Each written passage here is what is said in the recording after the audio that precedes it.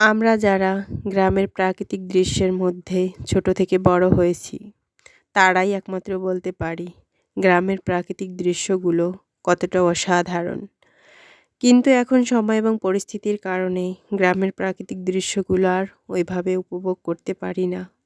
Hello everyone, আসসালামু আলাইকুম। যে যেখান থেকে এই ভিডিওটা দেখছেন, আল্লাহর অশেষ রহমতে সবাই ভালো আছেন এবং সুস্থ আছেন। আলহামদুলিল্লাহ, মহান রব্বুল আলমিনের অশেষ রহমতে আমরাও ভালো আছি এবং সুস্থ আছি। প্রতিদিনের মতো আজকেও নতুন একটা ভিডিও শুরু করে দিলাম। ভিডিওটা খুব সকাল থেকেই শুরু করেছি, ফজরের নামাজ পড়ে। এখানে আমি চা খাচ্ছিলাম, তাই একটু ক্যামেরা বন্দি করে নিলাম। আসলে গ্রামে এসে ওইভাবে ভিডিও করা হয় না। খুব সুন্দর সময় কাটাচ্ছি। আসলে মোবাইল বের করে ভিডিও করা, সেটা এডিট করা, আপলোড করা খুবই কষ্টকর। আসলে আনন্দের সময় কাটাচ্ছি, সেখানে আসলে সব কাজ মনেই থাকে না, ভুলেও যাই মাঝে মধ্যে। তাই আসলে ওইভাবে আর তেমন কোনো ভিডিও আপলোড করতে পারি না। এটা কয়েকদিনের ভিডিও মিক্সড করে করে তারপর সুন্দর করে গুছিয়ে একটা ভিডিও বানিয়েছি। আমার রংচা তেমন একটা ভালো লাগে না, কিন্তু মায়ের হাতের রংচা ভীষণ ভালো লাগে। তাই একটু রংচা খেয়ে নিচ্ছি, সাথে একটু বিস্কুটও খেয়ে নিলাম। তারপর চলে গেলাম আমাদের বাড়ির সামনে। এখানে অনেকগুলো কুমড়ো হয়েছে, কুমড়ো গাছ হয়েছে। ভাবছিলাম এখান থেকে কিছু ফুল নিয়ে এসে ডিম দিয়ে ভেজে খাবো। আসলে ডিম দিয়ে কুমড়ো ফুল ভেজে খেতে অনেক ভালোই লাগে, বহুদিন আগে খেয়েছি। আজকে ভাবলাম সকালে যেহেতু গিয়েছিলাম, দেখে ফুল ফুটে আছে, তাই ভাবলাম ফুলগুলো নিয়ে এসে ভেজে ডিম দিয়ে খাই। আসলে ডিম দিয়ে কুমড়ো ফুল ভাজা খেতে বেশ ভালোই লাগে। আমি ফুলগুলো খুব সুন্দর করে তুলে নিচ্ছিলাম, শিশির ভেজা, ভীষণ ভালোই লাগছিল।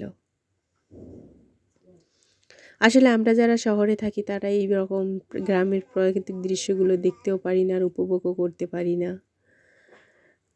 বিশেষ করে এরকম তাজা সব কিছু তো পাই না, সেটা তো হাতের নাগালের বাইরেই থাকে। এখানে আমি ফুলগুলো সুন্দর করে তুলে নিয়ে এসে রেখে দিয়েছিলাম, তারপর মা ভেজেছিল, ওগুলা খেয়েছিলাম। ওটার আসলে আমি ভিডিও করতে পারিনি। জানি না কোন আপু এবং ভাই এখন পর্যন্ত আমার ভিডিওটা দেখছেন। যদি কোনো আপু এবং ভাই আমার ভিডিওটা দেখে থাকেন, প্লিজ ছোট্ট একটা লাইক দিয়ে দেবেন। আমার ভিডিওর কোনো অংশ যদি আপনার কাছে ভালো লেগে যায়, ছোট্ট করে একটা কমেন্ট করে জানিয়ে দিবেন। ওই যে কুমড়ো ফুল দিয়ে ডিমটা ভেজেছিল, ওটার আসলে আমি ভিডিও করতে পারিনি, আমার মনেই ছিল না। আমি ফুলগুলো রেখেই চলে আসছিলাম। তারপর দুপুরে খাওয়া দাওয়া শেষ করে বিকেলে একটু মাঠে গিয়েছিলাম ধান কাটে ওখানে দেখার জন্য। মাঠটা পুরো একবার পরিষ্কার হয়ে গেছে, যে যার ধানগুলো কেটে নিয়েছে। দেখে বেশ ভালোই লাগছিল। অনেক দিন পর গ্রামের প্রাকৃতিক হাওয়া এবং দৃশ্য উপভোগ করছি। বিশেষ করে আমরা যারা শহরে থাকি এখন এবং ছোট সময় গ্রামে বড় হয়েছি, তারা আসলে এসব দৃশ্যগুলো হুটহাট দেখলে মনটা জুড়িয়ে যায়। আমার তো অনেক ভালো লাগে, তাই আসলে ছোট ছোট ক্লিপ নিয়েছি। আসলে ওইভাবে হয়ও না। এখানে সরিষা ফুল ছিল অনেকগুলো, তারপর সিম গাছ। আসলে ভালোই লাগছিল এরকম দেখতে, তরতাজা সব কিছু তুলে নিয়ে এসে রান্না করা, সেগুলো খাওয়া ভালোই লাগে। আমি গ্রামে এসেছি প্রায় 1 সপ্তাহ বেশি হয়ে গেছে, এখনও কোনো ভিডিও আপলোড করতে পারিনি। চ্যানেলের অবস্থা খুবই খারাপ, ওয়াচ টাইম প্রায় অনেক কেটে গেছে।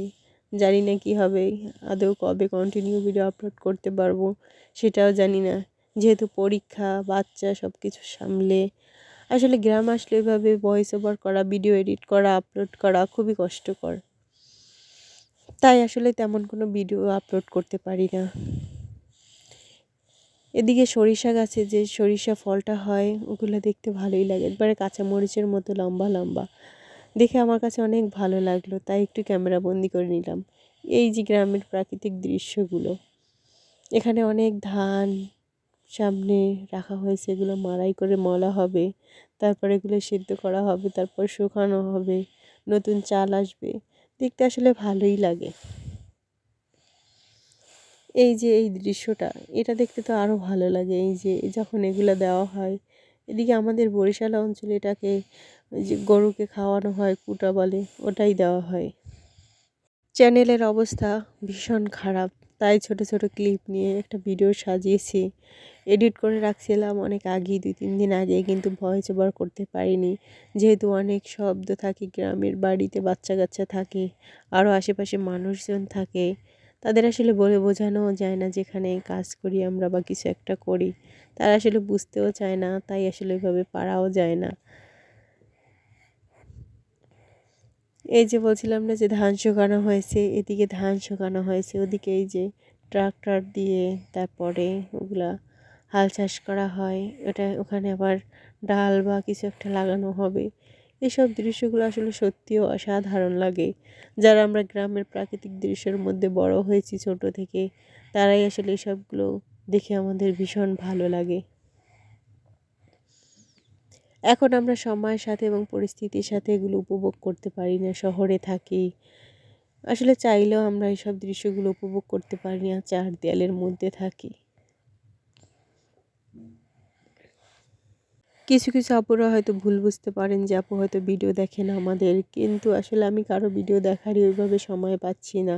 যখন যেটা সামনে হয় তখন ওইটা দেখি, তারপর আসলে সময় করে ওইভাবে দেখতেও পারি না। ইনশাআল্লাহ সবার ভিডিওগুলো আস্তে আস্তে যখন সময় পাবো ফুল ওয়াচ করে দেব। প্লিজ কেউ ভুল বুঝবেন না। আমার পেজে আমি একটা পোস্টও করেছিলাম, অনেক আপুরা সেখানে কমেন্ট করেছে, তারা আসলে জানতে পারছে। যারা আপুরা কমেন্ট করে নাই বা যাদের কাছে এখনও পৌঁছায় নাই, তারা আসলে এখন পর্যন্ত বুঝতে পারবে না। প্লিজ কেউ ভুল বুঝবেন না, আমি আপনাদের ভিডিওগুলো সময় করে দেখে দেব। এখানে কিছু কফি তোলা হয়েছিল, ওগুলো রান্না করা হবে, দেখে ভালোই লাগছিল, তাজা তাজা একদম। এদিকে শসাও কিছু ছিল, ওগুলা তুলে আমরা খাচ্ছিলাম।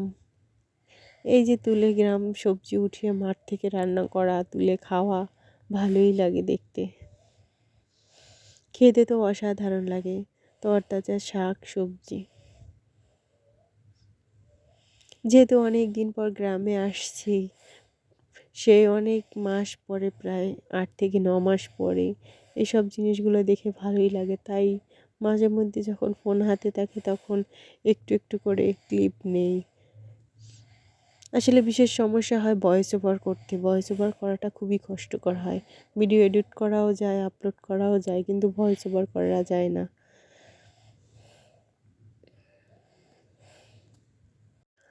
আমার চ্যানেলে যদি নতুন কোনো আপু এবং ভাইয়া হয়ে থাকেন, আমার ভিডিওর কোনো অংশ যদি ভালো লেগে যায়, প্লিজ আমার চ্যানেলটা সাবস্ক্রাইব করে আমার পাশেই থাকবেন।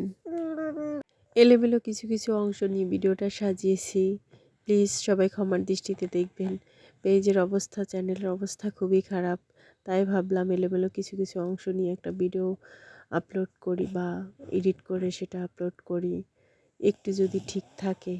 জানি না তো আসলে কবে কন্টিনিউ সব কিছু করতে পারবো। এই যে দৃশ্যটা দেখতে ভালোই লাগে, আসলে এইরকম দৃশ্য আমরা সচরাচর সবাই দেখতে পারি না। কি আর বলবো, আমার কাছে অনেক ভালো লাগছিল। এই যে এটা গরুর বাচ্চা হয়েছে, সেটা আসলে আমি একটু ক্যামেরা বন্দি করে নিলাম। প্লিজ সবাই ক্ষমার দৃষ্টিতে দেখবেন।